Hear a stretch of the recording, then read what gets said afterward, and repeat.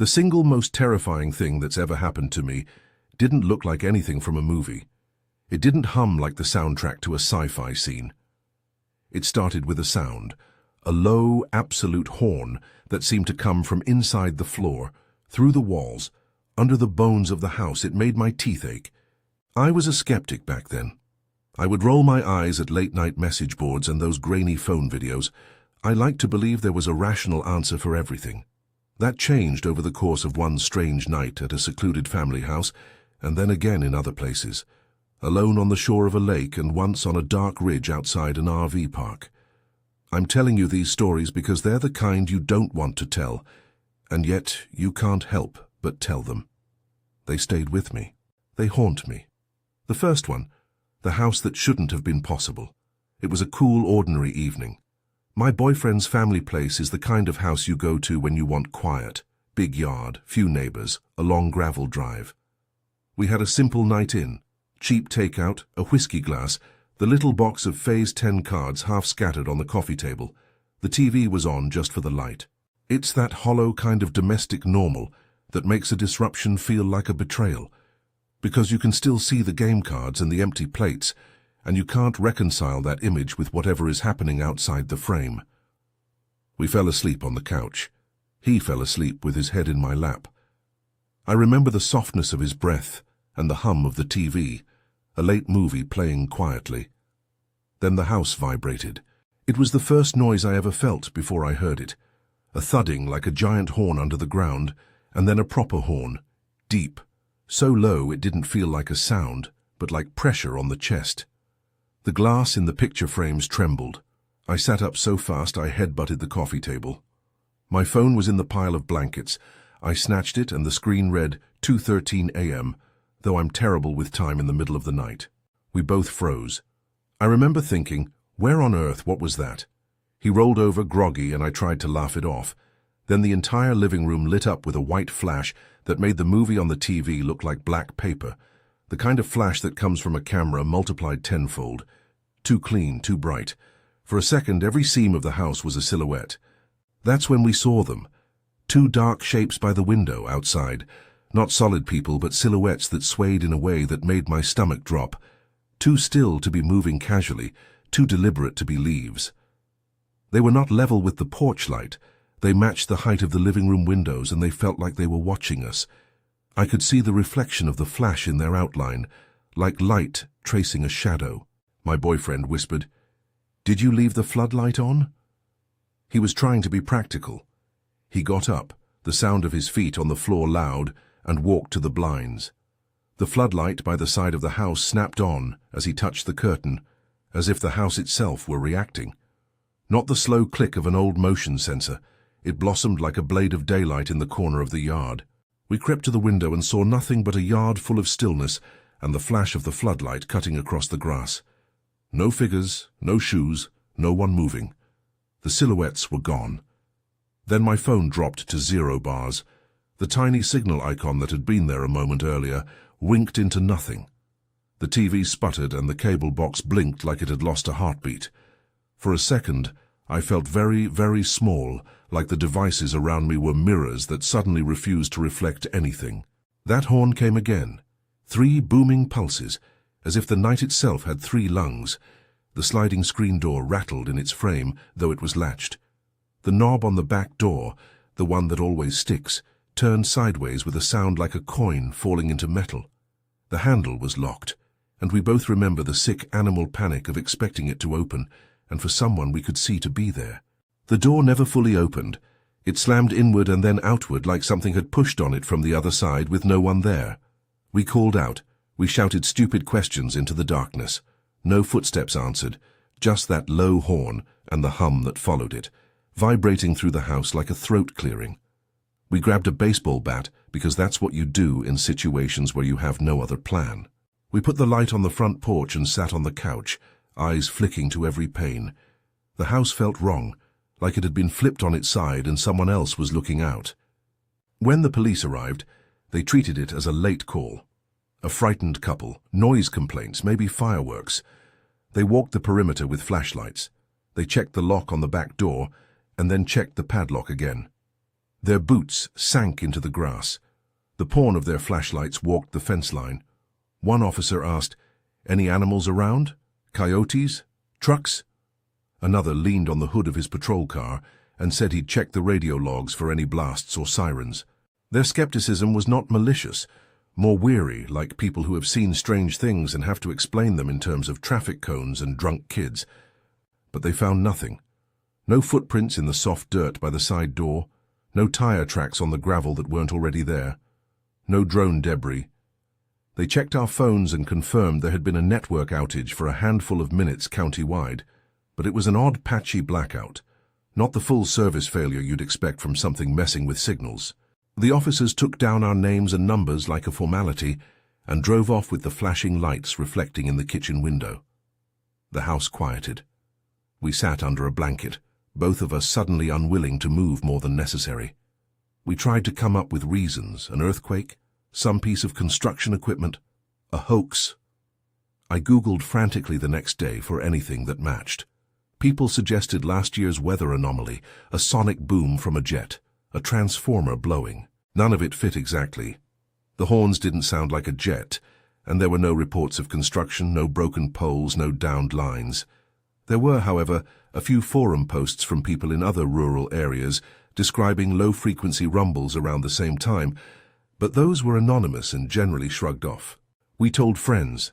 Friends laughed a little, the kind of polite laugh that clicks out of a person who needs to be social and can't afford to be convinced of the supernatural. "Probably raccoons," someone said, "maybe a weird generator."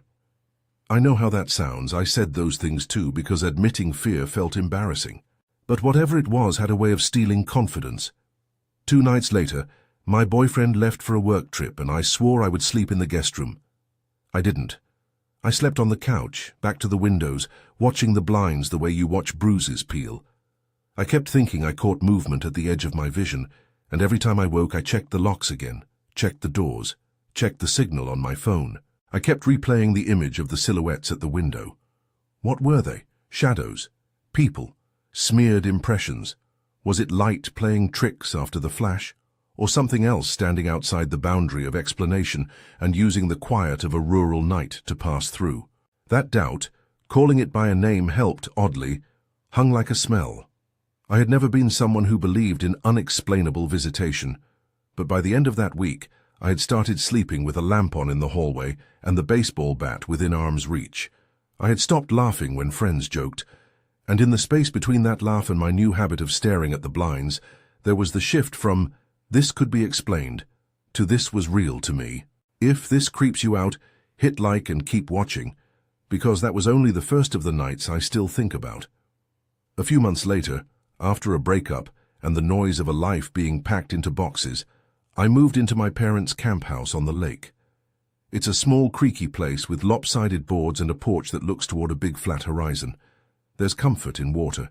I've always liked the way a lake steals your city problems and holds them out in its black surface. I expected quiet. I wanted the steady night breath of insects and the occasional car far off on the highway, not anything that would make my bones vibrate the way that horn did. My dog, Zemo, a stubborn and ancient beagle mutt, was the only company I wanted. He knew the house, the route down to the dock, the contour of the yard at midnight. We would sit out on the porch some nights, a blanket around us, the boat light bobbing somewhere down where the water met the trees. Most nights were ordinary. Once in a while the loons would call, and that sound itself is enough to make a person feel small and reverent. Then the lights started. The first night I saw something. They were tiny at first, like mislaid stars on the far horizon. I watched because when you live alone, you do strange things to keep yourself occupied. Watching a lake at night feels safer than scrolling your phone. The little lights moved in a way I couldn't reconcile to any airplane pattern I knew. They darted, halted, and then rose up as if they were strings attached to something beneath the water's surface and someone had pulled. They shot straight up in a single blinding line and then, in the next moment, nothing. It was like watching a firework that had no smoke, no residue, only a vertical cut in the sky that vanished. I called Zemo because I thought a neighbor might be doing something, but the house answered with silence, and the dog rolled his eyes at me as if to say, "You're being dramatic." Night 2, the lights came back, but closer. There were 3 of them hovering above the horizon, spaced like lanterns on a string. For a while they just hung there, steady as if listening. I could hear the faint lapping of the shallow shore and the rustle of the pines. Then the 3 of them moved in a manner that made me hold my breath. They merged. 2 came toward the 3rd, and like oil on black water they joined into one larger sphere of light, and then dipped beneath the tree line as if retreating under the horizon. I leaned forward until my knuckles whitened on the porch rail and felt the oldest, most childish kind of awe, because it was beautiful and impossible at the same time. By the 3rd night, the pattern had settled into a kind of private habit. I expected something to happen, the way you expect the mail to come. I told myself not to be a child about it, but my stomach started to knot the way it does before a storm. Around midnight, the lights returned, but this time they crossed the lake and came toward the shore. They didn't fly like a helicopter or a drone. They moved in smooth, deceptive arcs that softened the trees' edges and cast long, weird shadows on the water. They hovered close enough for me to see a shimmer in the air, a kind of heat halo. And then they made sound, if you can call it that. My first description in my head was a hum, but it wasn't musical. It was a low, mechanical note that ricocheted off the water and seemed to set the bones of the dock into motion. Zemo started whining and tried to climb into my lap, which was unusual. He had always been stoic. I stood up and the lights responded. One moved nearer, and I felt the hair on my arms rise. There were little pinpricks of light, no physical shape you could name, yet they flirted with the trees as if testing them. Once a beam of light bent and struck the trunk of an old maple by the shoreline, making a sharp reflection that looked like a bruise on the bark. The light bent away and vanished. No scorch, no mark, just a bright contact that the world pretended had never happened. I called my sister the next morning to tell her, and she laughed. "Maybe it's some new drone show," she said, the kind of laughter that sounded like an attempt at normalcy. I sent a shaky video, but the way phones compress those slow glows makes everything look like pixels. Friends online offered up all sorts of suggestions, military flares, phosphorescence, none of them satisfying. I kept thinking of the police officer at the family house shrugging, like the world had a finite supply of inexplicable events, and he'd seen most of them. On night 4, the lights didn't stop at the tree line. They came right to the edge of the water, less than 100 feet from the dock, and hovered at water level. The hum deepened into a sensation in my teeth. Zemo went blind with fear and pressed his body against my legs. I wanted to be brave, to step out on the dock and point and demand, but there was an internal advising voice, older than me, that said, "Don't be stupid, don't go out there." I stepped forward anyway. Maybe curiosity is its own kind of courage. The light moved as if to meet the dock, then stopped, folding itself into a perfect orb. The surface of the lake went weird around it, like oil mixing into water, and suddenly the air between me and the orb seemed thicker. The hairs on my arms were electric. I could feel rustle in the air, though there was no visible wind. For a moment I imagined it was a controlled technological device, something a company was testing, but the sound and the way it hesitated and studied the shoreline gave it an animal sensibility, like a living thing learning the edges of its world. Then the orb dipped its light toward the house. A narrow beam cut across the faded siding and shone through one of the windows, as if inspecting the inside. It moved back and forth, not wildly, but with unsettling attention, like someone reading the titles of books on a shelf. I could see my own silhouette in the glass, and the light made my shadow feel uncanny, wrong. When it pulled away, it didn't accelerate. It simply evaporated, like something closing a door gently behind itself. There was no speed, no roar, nothing left in the sky but a smear of afterglow that washed out slowly like ink in water. The water dipped and settled. Zemo shook himself, and then the dock was ordinary wood again. I slept very little that night. I tried to write what I'd seen in my notebook, but my hand felt clumsy like a translation error. The lake wanted to swallow the event and keep it. I made a video of the spot later with my phone, but at full resolution the footage was underwhelming, just a slow haze and a wavering reflection. It was disappointing and infuriating. How, in an age when we can live stream a cat doing anything, could something so surreal leave us with such poor evidence? People told me to ignore it. People told me not to go out at night alone. Those were sensible things to say. I did not go out alone after that for a while. I slept with Zemo curled against my feet. In public, I minimize the story because it sounds ridiculous when you say it flatly. Lights over the lake moved weirdly. It's a sentence that invites jokes, but the thing that made me keep it private was the feeling that people would think I wanted attention. I didn't. I wanted an explanation. Then the third week I stayed at the camp, it escalated in a way I wasn't prepared for. On a night that started like any other, windless, clear, the lights returned, and this time they came closer than ever, straight at the shore with an intensity that made the hairs on my forearms stand up. There was a humming under the usual night sounds, and Zemo barked once and then fell silent. The air seemed to hold its breath. I stood on the porch and watched one of the orbs dip low over the water, and then, without making a sound my phone could capture, it struck the surface of the lake like a stone and sent out a ring of light across the water. The tree line shivered. The beam darted toward a group of saplings and struck them with a pinpoint brightness that flashed across the bark and then vanished. No burning. No falling debris. 1 second the tree was lit like a scene on a stage. The next, it was unmarked. I remember thinking of physics classes, of radio waves and wavelengths. I remember the illogical part of my mind saying, this is probably explainable. It's probably testing equipment, maybe military. Then I saw the water directly beneath the orb boil in a slow, deliberate way without steam, the surface folding like fabric. My impulse was to record, to hold proof, but at the moment with the light so close, my phone's screen went white and then black. The battery icon blinked red with no warning. The devices failed at the exact point I needed them most. Zemo whimpered and pressed against my leg. The orb came closer. It hovered a few feet above the lake's surface, reflecting the stars in its underside like a polished mirror. Then it did something I can't explain except in terms of posture. It leaned. It angled toward the house, not in a quick move, but in the comfortable, deliberate fashion of something deciding whether to approach. The hairs on my neck felt as if someone had drawn a finger down them. I backed into the doorway and slammed it shut. I latched it, though the lock was already engaged. For a long minute, we stood in the dark together, and the hush pressing on the house was thicker than any silence I'd known. The orb stayed out on the water, hovering, thrumming. Then a light flickered along the lawn, darted toward the porch, and for one beating second, the outline of a hand, no, not a hand, a reflection, glinted on the glass of the front door. It was an impossible geometry, like light contorting itself into suggestion. I don't know what I expected. A knock, a voice, something to announce whatever this was. Nothing came. The light raised itself and then moved away.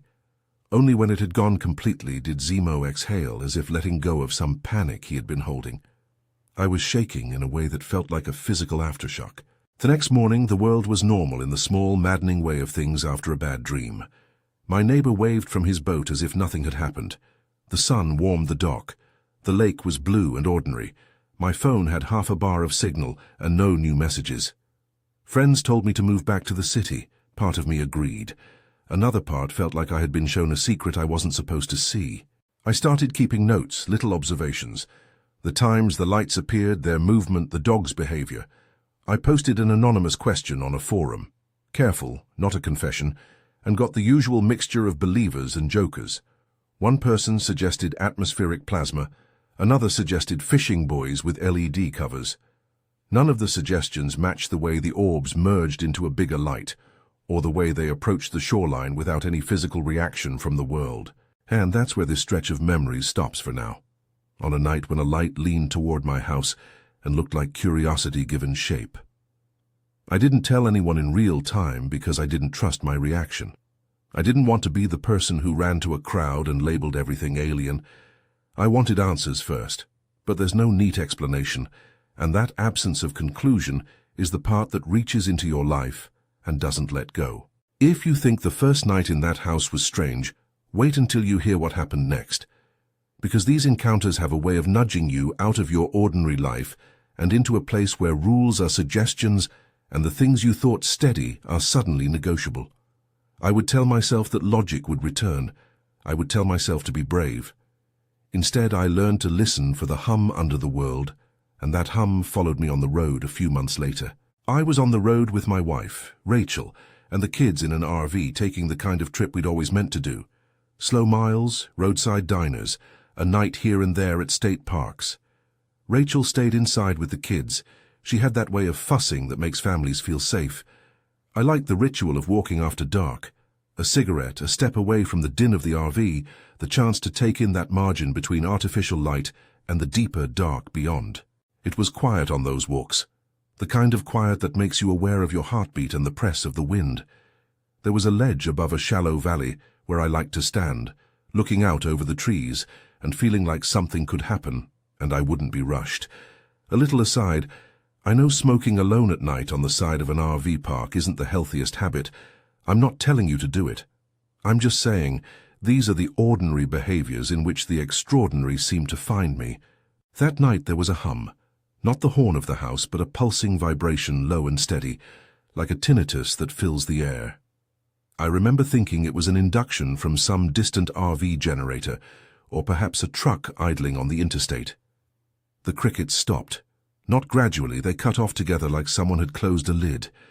The world went silent, except for that pulsing sound. Then there was something ahead of me on the ridge, something that didn't move like an animal. It stood tall and thin, too tall to be a person by a noticeable margin. Its posture was wrong, its limbs were a little too long, and it had an awkward grace, like a marionette made by someone who'd watched human movement poorly. It was about 10 feet away. We both noticed each other, and then paused in the exact same moment. Two beings trying to decide what the other meant. It had something reflective where an eye should be, and when it shifted, the light in that reflection caught like a coin. It flinched when I took a step forward. It didn't run. If anything, it recoiled in a cautious way. My heart did a peculiar thing. It pounded and sank at once. Part of me thought, this is a bear. Part of me thought, this is an elaborately dressed person. Part of me thought, this is a hallucination from eating too many road trip burritos. I took out my phone. I don't even know why I did that. The device is useless in these stories, but we always reach for something we can hold. My phone showed the time and the battery, and then a sudden blankness. The hum got louder, or perhaps I just noticed it more. I felt lightheaded, and for a second my phone's screen swam like oil. When I blinked, the figure was gone. Not walking away, not descending into the trees, just absent. It was like a cut in the world had closed. I checked the area carefully. There were no footprints close together, no disturbance in the leaf litter. The ground was the same as it had been moments before. Down in the RV, my wife had turned the TV up a little, and the kids were humming a cartoon theme song that reached me faintly. A truck drove by in the distance. Ordinary things. The problem wasn't only that the thing had vanished, it was that when I checked my watch, it was later than when I'd left. I had lost time. I stood there on the ridge, and the sun was a little higher than it should have been for how long I'd been out. My cigarette was cold at the tip. The hum was gone, replaced by the small pedestrian noises of a campsite waking up. I didn't tell Rachel right away. I told myself I'd misread the clock. But the nagging sense of being watched, of having been part of an exchange that couldn't be explained, sat in me like a stone. When I finally told her, she hugged me and said, "You look tired." She did not roll her eyes. That was the curious thing. The way ordinary people sometimes gave you exactly the response you needed, not the one you deserved. I drove away the next morning, more briskly than necessary. For weeks I kept the memory to myself. There were no footprints, no physical evidence, and telling the story felt like dropping a confession on someone who'd been waiting to weigh you down with skepticism. But at night, when a particular wind blew across the RV park in a certain pitch, I could hear that hum again in my teeth. Maybe it was nothing. Maybe it was sleep deprivation and the trick of standing at the edge of a dark. Maybe it was an elaborate practical joke. But the part of me that had once scoffed at conspiracies felt oddly small and ridiculous when these incidents stacked like cards. Each small detail, the horn at the house, the light that leaned in at the lake, the tall figure on the ridge, added another layer to a strange reality that a rational equation wouldn't accept. These stories are not polished. They are not scientific. They are the afterimage of ordinary nights where something unaccountable happened.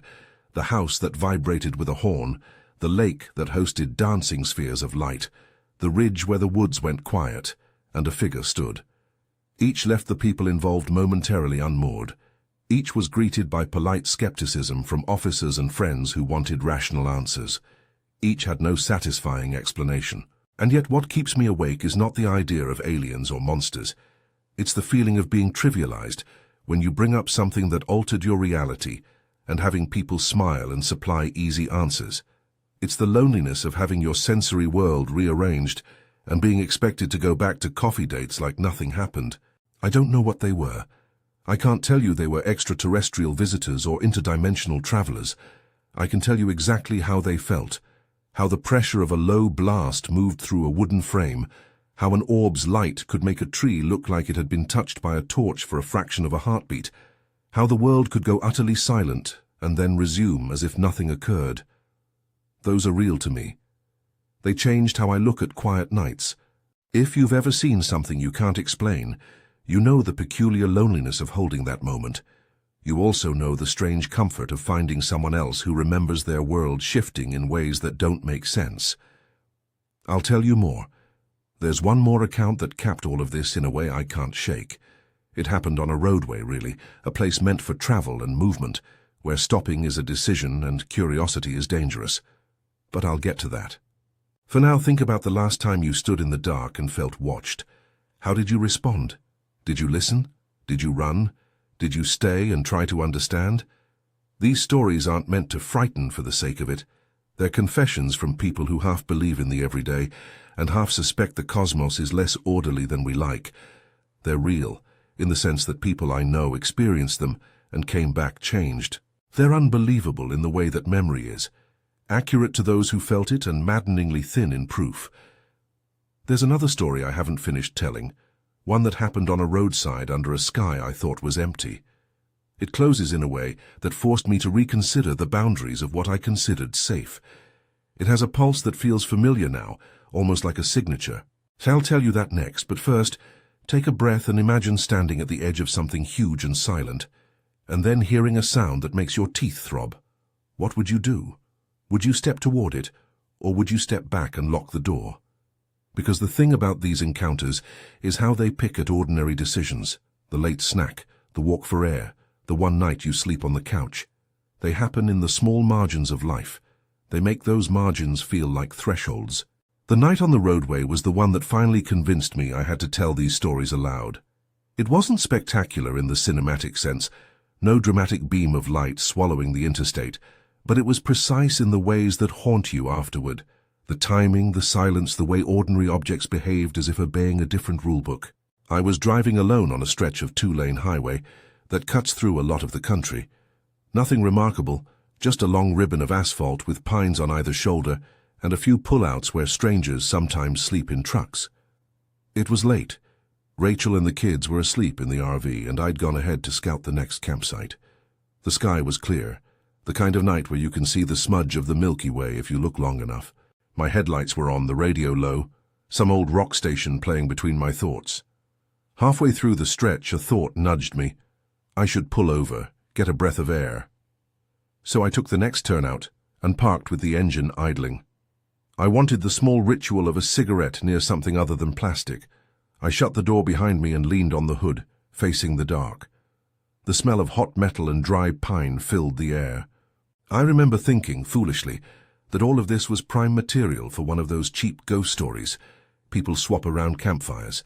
The quiet place, the creak of the RV in the distance, the sudden decision to stand alone with your thoughts. At first it was just a buzz, very low like distant machinery. I thought it was a truck somewhere, maybe a generator from a works crew miles off. The kind of background noise your brain tucks away. Then the sound shifted in a way that tuned right through me. It went from background to a pressure that sat behind my teeth like a filling that had been jarred loose. The hair at the back of my neck stood up. I could feel the vibration through the soles of my boots. I turned, scanning the road. A pair of lights appeared on the asphalt some distance down, two small pinpricks as far as headlamps. They were moving oddly, not the steady approach of a car, but a staggered, hesitant drift, as if someone were learning the idea of forward motion for the first time. As they came closer, They didn't resolve into headlights. They stayed as 2 points of light, slightly mismatched in intensity, separated by a width that suggested a stance rather than a vehicle. The radio hissed and then cut to static. The clock on the dash flickered. My phone, which had been sitting in the cup holder, started to wind down as if some invisible hand were turning the battery meter back in time. I had a familiar idiot hope. Maybe a trucker with a weak alternator. Maybe an RV with its hazards on. That hope died quickly when the 2 lights slipped off the road and hovered over the center line, motionless, like buoys in black sea. They were close enough that I could see the air distort between them and the pavement, a shimmering like heat from a sun-baked hood. There was a taste to the air then, metallic and cold, the kind of thing you might imagine after thunder but without the thunder. I thought of the lake orb and the way the surface of water had folded. Now I watched the asphalt breathe a little around those lights. Something about the geometry of it made my pulse pick up. It wasn't a disc as I'd always assumed these stories would show. It was flatter, broader, the lights marking 2 points on an impossibly thin body. And then I saw motion at the edge of my peripheral vision, the suggestion of something stepping down from that body toward the road. It moved with a slowness that made me dizzy, ponderous and exact, as if every centimeter was being considered. I told myself to be sensible. I told myself to get back into the car, to lock the doors and wait for daylight. But some other part of me stepped toward the road. Curiosity, arrogance, the same small courage that had pushed me to stand on the dock when the orb leaned. Call it whatever you like. I took 3 steps and the sound pitched up in my skull. The world around me quieted. Crickets, the distant hum of a highway, the tinny echo of the radio, gone. The silence dropped like a curtain. The 2 lights responded. One dimmed, the other brightened. When the brighter light focused, it made a little pool on the tar between us, and in that pool I could see something like a shadow that was not cast by a body we could name. It was the suggestion of a leg, elongated but not quite right, too long at the shin, too narrow at the ankle. The figure that stepped down didn't have the smoothness of human joints. Its limbs had that strange, over-articulated look I'd noticed on the ridge. It stood upright and watched me like a person who has learned to observe before making a gesture. I felt small, not metaphorically small, physically small, like when a dog crouches under a bench during a thunderstorm. The insect hush pressed in from the pine line. I thought of opening the car door and peeling away, but the asphalt underfoot felt glued, like something in the world was holding steady, and I was the one who might float away if I moved too quickly. Then my phone, useless as a recorder in these moments, blinked to life for a heartbeat. The screen flashed a cluster of notifications I'd never received, and then emptied. The clock on the dash read a time that would not reconcile with the last time I'd looked. I had, by anything resembling arithmetic, been standing there for 20 minutes, maybe more. I had not smoked an entire cigarette. My lighter still had the same small flame if I flicked it. I had no idea how the minutes had slid. When the figure, if that is what it was, moved again, it did so in a way that made the fine hairs on my arms stand up. It raised one limb and pointed at me, not with a finger so much as with the suggestion of a direction. The light tilted, and for an instant its glare caught the shape of something like an eye, a reflective surface the size of a coin. It was not an eye in the human sense, but it functioned similarly, a bright, watchful point. I decided to talk.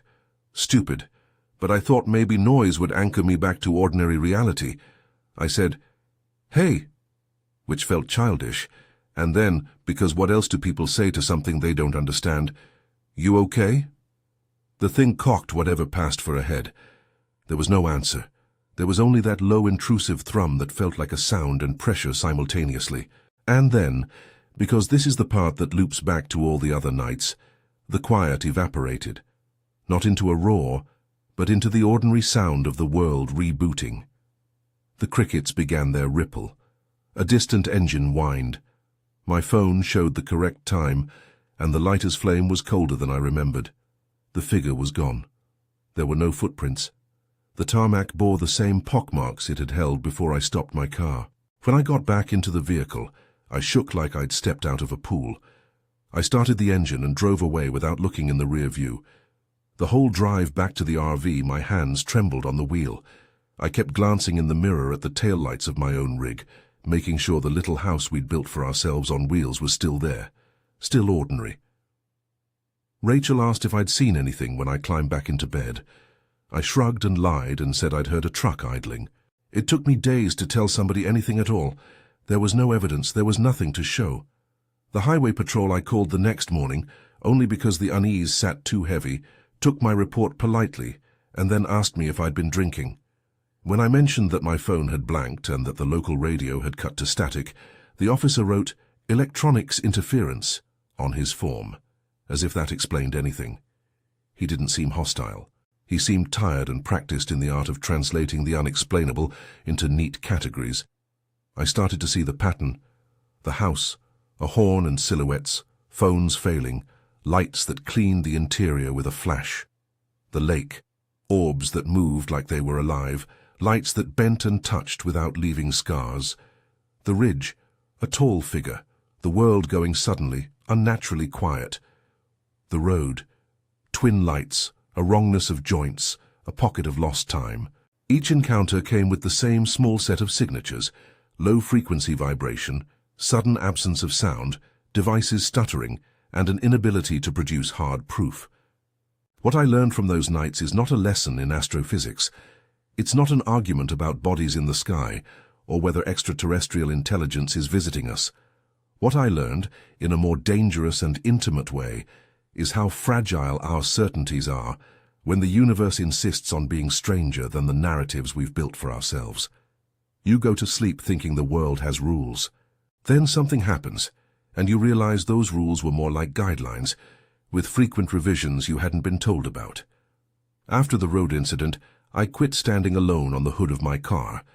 I decided that if the world wanted to show me things I did not understand, I wouldn't make the mistake of being exposed and unprepared. I began to keep a small notebook in the glove compartment, not because I thought my scribbles would be proof, but because writing something down felt like creating a mark that said, "This happened to me." There is a psychological power in leaving a breadcrumb for yourself. Those marks, my notebook pages, are full of tiny details. The times, the way Zemo's ear twitched, Rachel's sleepy half-questions when I crept back into bed, the officer's bored pen. They're full of the ordinary scaffolding that holds up the extraordinary. That scaffolding is important because it's where the credibility lives. We remember the mundane because it anchors the weird. I don't tell people these stories to chart a conspiracy or to argue for some cosmic truth. I tell them because there is an odd solace in being believed, or at least in testing the idea of being believed. The worst part of these experiences was not that they happened. It was the slow, eroding isolation afterward. Friends who blinked and moved on, officers who wrote down disturbance and closed their files, forums that turned into echo chambers of hot takes and jokes. The encounters made me feel fragile and then made me feel foolish for feeling fragile. Still, there are small victories. After those nights, I met 2 other people, strangers, who'd seen lights at the same lake and who'd felt the same hum. Their accounts were different in detail, but similar in the shape of the experience: a low-frequency presence, devices failing, and an absence of physical evidence. It was not proof, but it was company in the loneliest sense. The loneliness of an unexplainable moment eats at you. Finding someone else with the same hollow in their chest lessens the hunger. I want to be clear, none of this is categorical. I don't know absolutely what I saw. I don't know whether any of these phenomena are craft or natural phenomena. We lack the vocabulary for or errors of perception induced by the mind when it is tired and alone. I'm not comfortable with believers' certainties or with the bland dismissal of skeptics who reduce everything to misperception. The truth for me sits somewhere between those extremes, a stubborn cusp that refuses tidy labels. What these nights did do was change the way I move through silence. I no longer take quiet for granted. I watch windows and tree lines in a way that makes some people laugh, but I don't care about that laugh. I check locks, like many of us do, less because I fear a person at the other side, and more because my experience taught me that the world carries patterns I once thought impossible. I am, in effect, more careful about what I find ordinary, and there is an emotional residue that stays. It's not dramatic. It is persistent and mild, but capable of widening a heart over years. Sometimes I wake in the middle of the night and can name the sound that pulled me awake, the memory of that low vibration, and I sit up and listen, not because I expect anything, but because the past has taught me to be aware. The encounters have a way of integrating into your personality like a scar that blends into the skin. You notice it when you catch your reflection from the corner of your eye. You don't run toward it, you don't run from it, you just carry it. People ask me why I'm telling this now, why on a camera, on the internet, where jokes wait. Part of it is a need for a community that doesn't make you carry weight alone. Part of it is a practical hope that someone else reading will say, "Me too," and the shared admission will dilute the shame and the fear. Part of it is that these stories feel like seeds. Once scattered, they might encourage someone with better evidence to speak up or to look where I didn't. Whatever the motive, the outcome is the same. The stories persist. They recur in dreams, in the little decisions I make about where to park, in the way I check the back seat before rolling down a lonely road. They sit in my throat when I meet unexplained reports online and feel the peculiar relief of recognition. Oh, there's the hum. Oh, there's the lost time. Oh, there's the way devices die at the very moment you need them. So what do I want you to take away? Not a creed, not a diagnosis. If nothing else, hold this. Ordinary people in ordinary places can and do encounter things that do not fit the boxes we keep. That is unnerving because it demands we keep humility about the limits of our knowing. It is also strangely comforting because it means the universe is more interesting than the sum of our certainties. If you've read this far, you probably like these kinds of stories. Maybe you live for the chill of them. Or maybe you're skeptical, and that's fine. You should be. Hold your doubts. Question everything. But if you have a memory you've been saving because it makes you feel foolish, or because you suspect people will laugh, consider telling it somewhere that listens. You will likely meet disbelief. You might meet ridicule. But you might also meet the one person who will nod and say, "I saw that too. I don't have answers. I have moments that rearranged how I understand being small in a big indifferent universe. I have a notebook with times and notes, and a dog who still hates the sound of humming in the night. I have a wife who sometimes listens with that exact blankness you get when someone is trying to translate a feeling into words. I have a few strange memories that line up in ways that feel like pattern, like a signature of something that is not only out there, but close enough to touch the edges of our days. If you've ever experienced anything like this, lights that behaved like they had minds, silence that fell like a hand, devices that failed at the most convenient moment, tell us about it below. I want to hear your account, the small details you think make you sound mad, because those are often the details that make me believe you. Share the time and the place if you're comfortable, the little mundane things that make your story feel rooted, the song that was on the radio, the name of a dog, a half-played card game. We'll keep the names anonymous if you want. We'll listen. If you want more accounts like this, first-person stories from people who felt something shift in the quiet of their nights, hit subscribe. There are more stories to share, more people who have felt the hum and the flash and the slight rearrangement of their ordinary lives.